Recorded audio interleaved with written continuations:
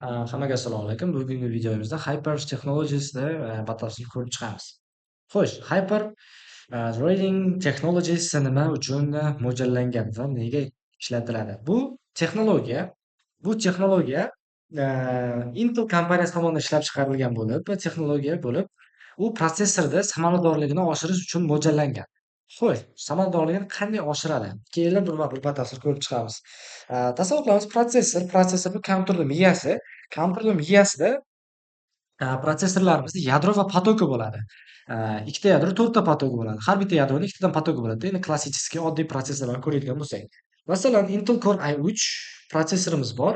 Uni ikkita yadro, to'rtta potoki bor masalan.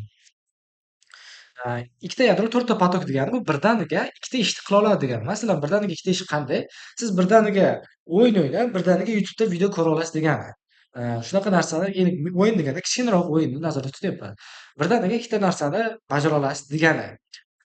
Endi mana bu ikkita vazifani bajaryapti-ku.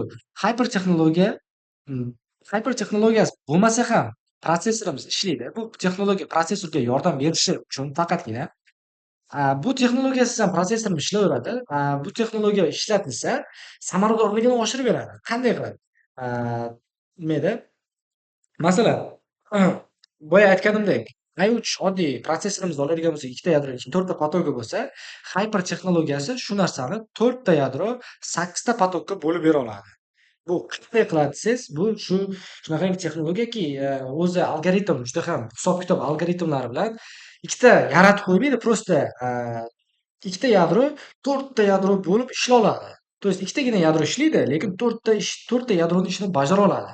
Shuni hisobiga mana shunaqa texnologiya, Hyper texnologiya bu virtualda ikkita yadroni qo'shadida protsessorga, samaradorligini oshirib beradi. То есть u bemalol endi sizda ikkita yadro bo'lmaydi, уже to'rtta yadro bo'ladi. To'rtta yadro bor degani siz birdaniga to'rt ishni bajara olasiz degani.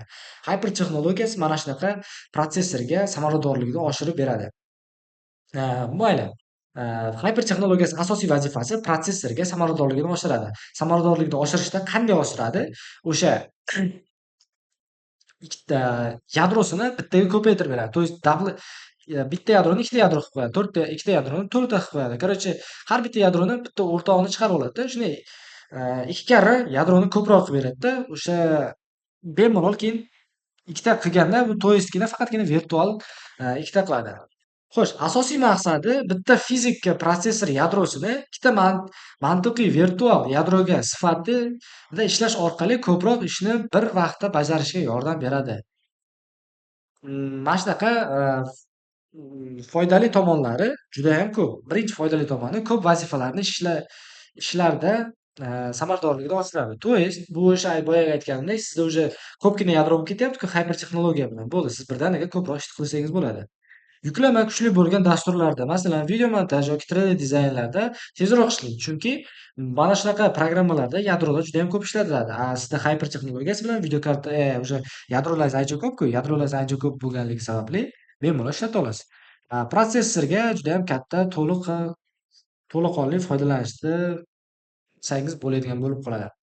Shunday qilib Hyper texnologiyasi mana shu uchun kerak. Bu Hyper texnologiyasining vazifasi protsessorda samaradorligini oshiradi. Samaradorlikni oshirganda qanday oshiradi? Yadrosini ko'paytirganligi hisobida. Ko'paytirilgan hisobini ko'paytiradi. Shuni hisobiga protsessorimiz tez ishlaydi. Protsessor tez ishlagan degani bu kompyuterimiz tez ishlaydi. Mana shunday qilib kompyuterlarimiz bemalol ishlaydi. Menimcha video yoqqan bo'lsa hammaga rahmat. Ko'rishguncha